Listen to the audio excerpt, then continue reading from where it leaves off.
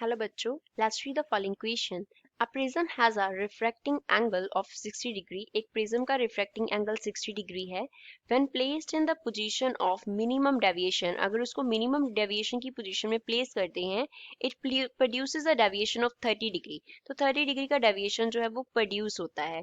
The angle of incidence is, angle of incidence जो है वो हमको find out करना है. Options क्या है? 30 degree, 45 degree, 15 degree and 60 degree.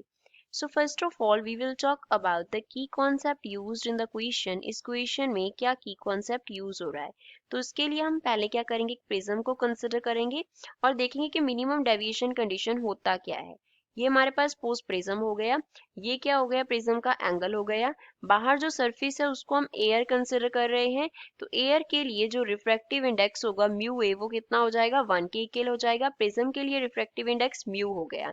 अब फर्स्ट फेज पे नॉर्मल ड्रॉ कर लेते हैं इस तरीके से, और सेकंड फेज पे नॉर्मल ड्रॉ कर लेते हैं इस तरीके से. तो रे ऑफ लाइट जो है वो इस डायरेक्शन में इंसिडेंट हुआ, इस डायरेक्शन में, तो एंगल ऑफ इंसिडेंस नॉर्मल के साथ जो होगा वो आई हो गया.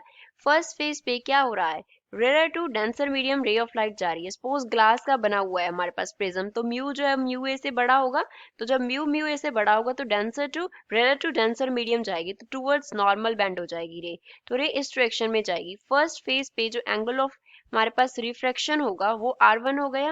अब प्रिज्म के इनसाइड उसके बेस के पैरेलल रे क्या करेगी, ट्रेवल करेगी. तो सेकंड फेज के लिए जो एंगल ऑफ इंसिडेंस होगा वो सपोज R2 है. अब क्या हो रहा है सेकंड फेज पे, ray of light denser to rare medium जाएगी, तो away from the normal bend करेगी, तो इस डायरेक्शन में चली जाएगी. तो ये हमारे पास क्या हो गया, एंगल ऑफ इमर्जेंस E हो गया. अब हुआ क्या है कि रे ऑफ लाइट को जाना चाहिए था इस डायरेक्शन में, इस डायरेक्शन में जाना चाहिए था, लेकिन वो जा किस डायरेक्शन में रहा है, इस डायरेक्शन में जा रहा है. तो इतना वो अपने पाथ से रे ऑफ लाइट क्या कर गया, बेंड कर गया.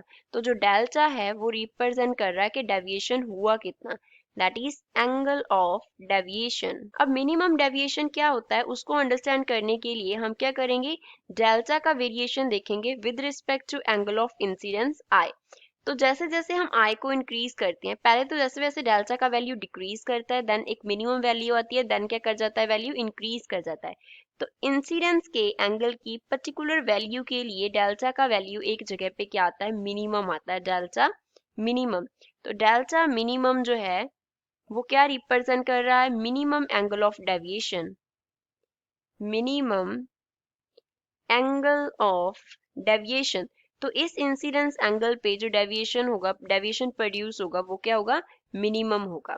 तो इसको हम बोलते हैं कि मिनिमम डेविएशन का एंगल है, और we can say that the position of minimum deviation है. अब इसके लिए जो एंगल ऑफ इंसिडेंस होगा कितना, वो हमें फाइंड आउट करना है. रिफ्रैक्टिव एंगल जो एंगल ऑफ प्रिज्म है वो कितना दिया है हमें, रिफ्रैक्टिंग एंगल 60 डिग्री दिया है, एंड मिनिमम डेविएशन का जो एंगल है वो हमें कितना दिया है, 30 डिग्री दिया है. तो इसको हम वेरी सिंपल फॉर्मूला से सॉल्व कर सकते हैं. हमारे पास कंडीशन क्या होती है, मिनिमम डेविएशन के एंगल के लिए फाइंड आउट करने के लिए कंडीशन होती है angle of incidence is equals to delta minimum plus refracting angle divide by 2 होता है. तो सिंपली यहाँ पे वैल्यूज फिल कर दो. आई क्या बन जाएगा, डेल्टा मिनिमम का value 30 degree and refracting angle 60 degree divide by 2 हो गया. तो आई किसके इक्वल आ गया, it is equals to 90 degree upon 2, और we can say angle of incidence is equals to 45 degree. तो कितना आ गया एंगल ऑफ इंसिडेंस, 45 डिग्री आ गया. सो इस क्वेश्चन का फाइनल आंसर क्या होगा, option B. I hope you understood well. Thanks.